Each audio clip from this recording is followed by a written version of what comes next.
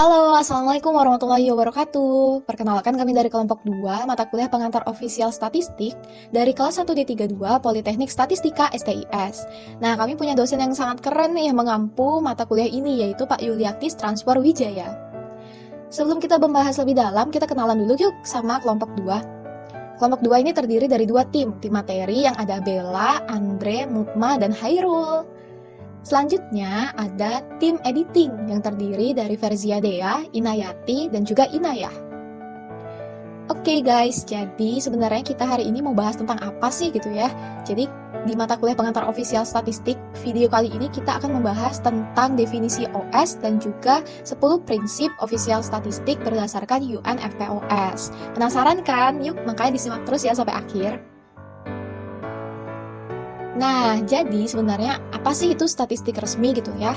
Jadi official statistik atau dalam bahasa Indonesia itu statistik resmi, yaitu statistik yang dibuat menurut standar kualitas yang ketat dan dirilis oleh lembaga pemerintah atau organisasi internasional kepada publik. Nah, statistik resmi memuat informasi tentang pembangunan ekonomi dan sosial yang dapat diakses oleh publik, yang memungkinkan penilaian dampak kebijakan pemerintah sehingga meningkatkan akuntabilitas. Nah, teman-teman, kata-kata yang di-highlight ini adalah kata-kata penting yang merujuk kepada kapan sih statistik itu bisa dikatakan resmi, yaitu kalau dia punya standar kualitas yang ketat, yang baik gitu ya, dan dirilis oleh lembaga pemerintah yang sah dan juga dapat diakses oleh publik. Selanjutnya yaitu 3 kriteria utama official statistik. Nah, yang pertama adalah what atau apa gitu. Apa sih sebenarnya yang diproduksi di official statistik? Terus yang kedua adalah who atau siapa. Siapa sih yang sebenarnya merilis official statistik gitu ya. Yang ketiga adalah how atau bagaimana official statistik ini dibuat gitu ya dan dikelola. Lanjut, nah ini pembahasan kedua tentang 10 prinsip UNFPOS dari official statistik. Jadi, yang pertama adalah relevan, tidak memihak, dan akses yang setara. Yang kedua, ketiga, keempat, kelima, keenam, ketujuh, kedelapan, kesembilan, kesepuluh. Loh, kok nggak dijelasin? Nanti akan dijelasin satu persatu ya. Tapi teman-teman, 10 prinsip ini sudah urut. Jadi nggak boleh nih dibolak-balik. Misalnya kayak koordinasi nasional jadi nomor 1, relevan jadi nomor 7 gitu kan. Itu nggak boleh ya. Jadi ini tuh udah pakemnya kayak gitu. Selanjutnya, yang pertama nih, masuk ke relevan, tidak memihak, dan akses yang setara. Maksudnya gimana sih? Jadi prinsip ini menunjukkan bahwa official statistik menyediakan unsur yang sangat diperlukan dalam sistem informasi masyarakat yang disediakan secara netral oleh lembaga statistik resmi untuk menghormati hak warga negara atas informasi publik. Jadi relevan dalam artian dia ini sesuai dengan kebutuhan pemerintah, tidak memihak, dan akses yang setara bahwa setiap individu, setiap warga negara ini berhak untuk mengakses informasi tentang official statistik. Selanjutnya yaitu standar profesional, prinsip yang ilmiah, dan etika profesional. Maksudnya gimana? Jadi informasi statistik dihasilkan melalui kaidah dan etika ilmiah yang dilakukan secara profesional mulai dari pengumpulan, pengolahan, penyimpanan, sampai ke publikasi datanya. Nah, hal ini dilakukan untuk apa? Untuk menjaga kualitas data dan menghimpun kepercayaan publik terhadap data yang disebarkan. Jadi official statistik ini nggak sembarangan ya teman-teman, harus melalui prosedur dan standar profesional yang diterapkan. Selanjutnya yaitu akuntabel dan transparan. Nah, maksudnya gimana? Jadi lembaga-lembaga statistik bertanggung jawab dalam menghasilkan data dan informasi statistik yang sesuai dengan standar dan prosedur ilmiah agar interpretasi data yang dihasilkan tepat. Nah, ini gunanya untuk apa? Supaya statistik resmi ini dapat meningkatkan kepercayaan pengguna, sehingga penggunaan statistik sebagai dasar pengambilan keputusan itu meningkat. Selanjutnya prinsip keempat, yaitu pencegahan terhadap penyalahgunaan. Kalau bahasa Inggrisnya nih, prevention of misuse gitu ya. Nah, jadi maksudnya gimana? Jadi lembaga-lembaga statistik memiliki hak untuk mengomentari dan menanggapi kesalahan interpretasi dalam penyalahgunaan official statistik untuk memastikan kepercayaan publik terhadap statistik dapat dipertahankan sehingga penggunaan dan pemahaman terhadap statistik dapat meningkat.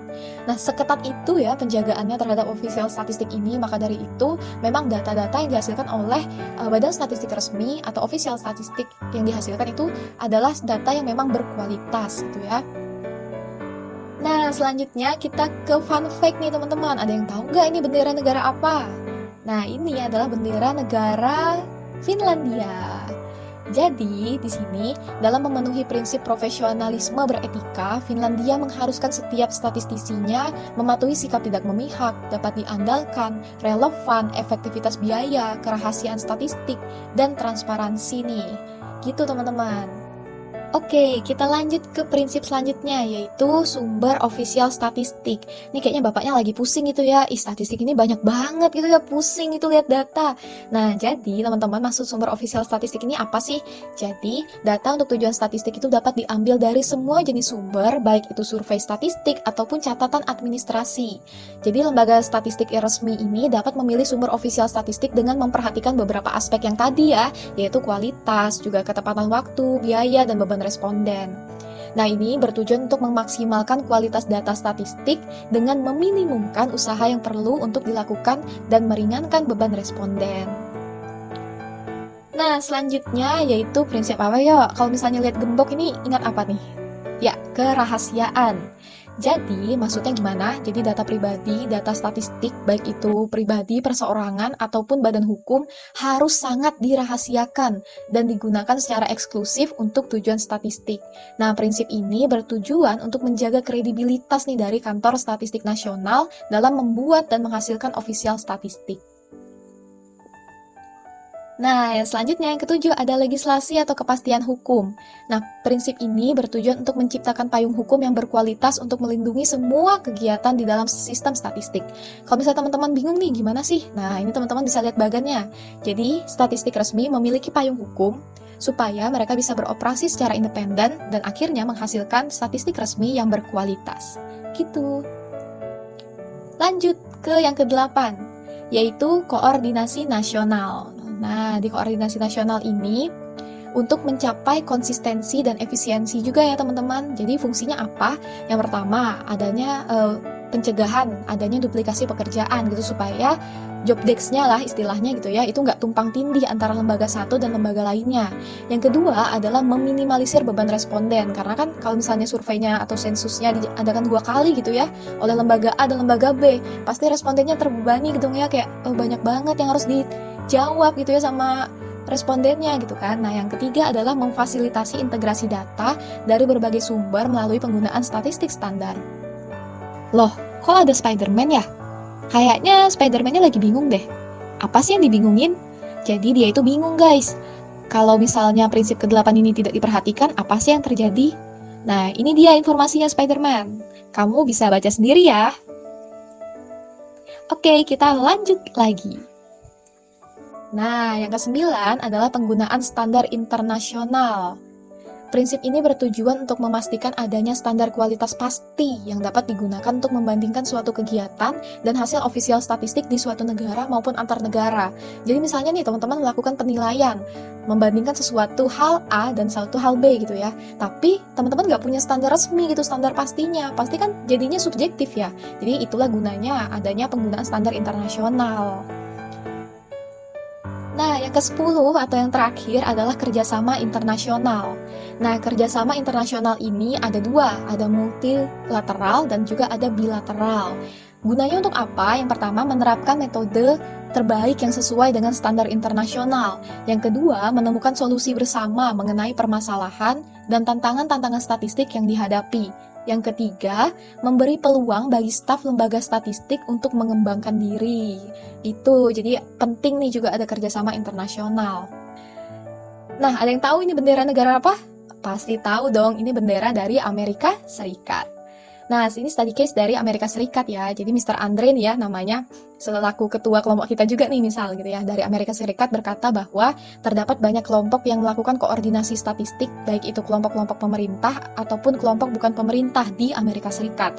Contohnya Dewan Antarbadan Kebijakan Statistik, terus yang kedua ada Komite Federal untuk Metodologi Statistik, dan yang ketiga ada Komite Statistik Nasional, yang tujuannya juga untuk menghasilkan ofisial statistik yang berkualitas, itu ya. Oke, kita sampai di akhir video. Teman-teman yang lagi bingung ini mau berterima kasih nih buat teman-teman yang udah menyaksikan sampai akhir video. Terima kasih, semoga apa yang kami sampaikan bermanfaat, semoga bisa menambah wawasan teman-teman dan menambah pemahaman teman-teman tentang official statistik. Gitu aja ya dari kelompok 2, mohon maaf nih kalau misalnya ada salah-salah kata. Semoga bermanfaat, goodbye, dan see you di lain kesempatan. Selamat belajar dan semangat teman-teman semua. Wassalamualaikum warahmatullahi wabarakatuh.